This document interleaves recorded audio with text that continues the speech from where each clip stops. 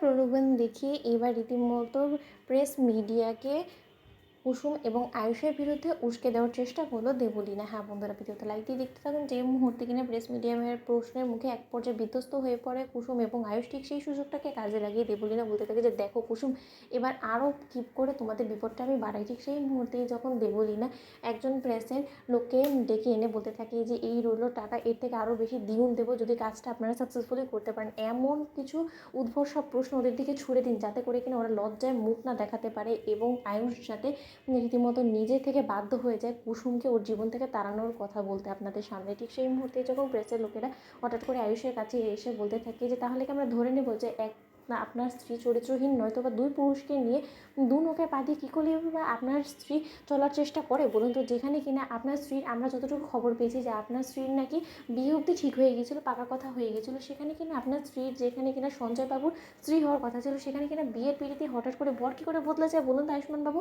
আমি কিন্তু ধরে নেব আপনি হয়তো আপনার মার ভয়ে এই কথাটা আপনার মায়ের কাছে বলতে পারেননি বিধেই আপনারা হয়তো বা সঞ্জয়বাবুকে খারাপ সাজানোর চেষ্টা করেছেন এবং তার ক্যারেক্টারটাকে নষ্ট করে দিয়ে রীতিমতো কুসুম ম্যাডামকে ভালো মানুষ সাজানোর চেষ্টা করেছেন এবং যাতে করে কিনা আপনি কুসুম ম্যাডামকে আপনার জীবনসঙ্গী করে উঠতে পারেন।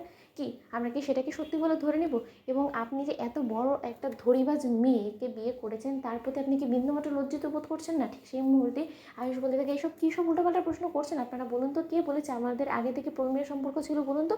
যদি সত্যিকার অর্থে আমাদের প্রেম ভালোবাসা এরকম সম্পর্ক থেকেই থাকতো তাহলে অবশ্যই আমাদের পরিবারে কারো না কারো তো সামনে ধরা পড়তাম আমরা, তাই না? সেরকম কোনো সম্পর্কই আমাদের মধ্যে ছিল না। অন্যদিকে যখন কুসুমের দিকে প্রশ্ন ছুড়ে দিয়ে প্রেসের লোকেরা বলতে থাকে যে আচ্ছা ম্যাডাম, আপনি তো নিজেকে যথেষ্ট পরিমাণে সৌভাগ্যবান বলে মনে করছেন যে আপনার স্বামী এখন কলকাতা শহরে এরকম একটা বিজনেস টাইকুন এবং গাঙ্গুলি গ্রুপ অফ কোম্পানিজের এরকম একটা বড়লোক বাড়ির ছেলেকে ফাঁসাতে পেরে আপনার তো নিজের প্রতি যথেষ্ট পরিমাণে গর্বিত বলে মনে হচ্ছে, তাই না?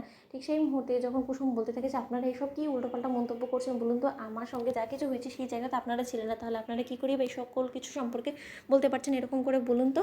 ঠিক সেই মুহূর্তে প্রেসের লোকেরা বলতে থাকে যে ম্যাডাম, আপনি স্বীকার করুন না যে আপনার চরিত্র এতটাই নোংরা যে আপনি দু পুরুষকে দু হাতে নাচানোর চেষ্টা করছেন এবং শেষে গিয়ে যখন কিনা আপনি দেখেছেন যে না, মাপতে গিয়ে রীতিমতো আয়ুষবাবুই সব থেকে বেশি ক্ষমতাশালী ব্যক্তি, তাই আপনি আয়ুষবাবুর কাছেই হঠাৎ করে ঢলে পড়লেন। এটাই হলো আপনার মূলত চরিত্র, কারণ আপনি দু নৌকায় পা দিয়ে চলার মতন মেয়ে। আপনার চরিত্রটা ম্যাডাম সামনে চলে এসেছে, আপনি সেটা যতই ঢাকার চেষ্টা করুন না কেন আজকে আর কোনো মতে আপনি নিজের চরিত্রটাকে আড়াল করতে পারবেন না, সব কিছু ফাঁস হয়ে গিয়েছে। ঠিক সেই মুহূর্তে আয়ুষ হঠাৎ করেই বলতে থাকে যে একদম চুপ, আর কেউ কোনোভাবে যদি আমার স্ত্রীকে অপমান অপদস্থ করার চেষ্টা করে তাহলে কিন্তু আমি ভুলে যাবো যে আপনারা প্রেসের লোক এবং আমি কিন্তু আপনাদের গায়ে হাত তুলতে বাধ্য হব। অন্যদিকে প্রেসের লোক বলে ওঠে যে আসল সত্যটা বেরিয়ে আসলে সকলে এভাবেই রিয়াক্ট করতে। বন্ধু লাইক এন্ড শেয়ার করে সাবস্ক্রাইব করতে ভুলো না।